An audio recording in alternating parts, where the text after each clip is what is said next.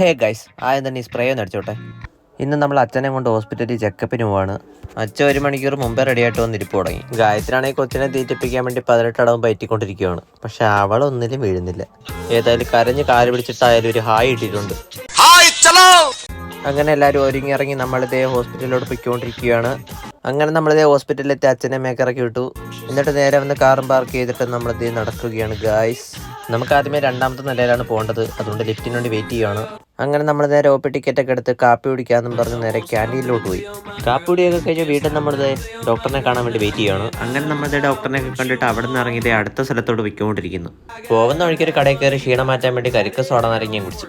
ആഹാ സ്വർഗം. അങ്ങനെ നമ്മളിത് കിളിമാനൂരെത്തി. അമ്മയാണെങ്കിൽ ഈ മാസം 31-ന് പെൻഷൻ ആവുകയാണ്. അങ്ങനെ ഇവിടുന്ന് മൊമെൻ്റ് ഒക്കെ കിട്ടി. അതിൻ്റെ സന്തോഷത്തിലാണ് പുള്ളിക്കാരി. അങ്ങനത്തെ അമ്മയ്ക്ക് എന്തോ പേപ്പർ കൊണ്ട് ഒപ്പിടിപ്പിക്കാൻ വേണ്ടി ഒരു സ്കൂളിൽ വന്നിട്ടുണ്ട്. അമ്മതേ അകത്തോട്ട് കയറി പോയി ഞാനും അച്ഛനോട് പോസ്റ്റ് ആയിട്ടിരിക്കുന്നു.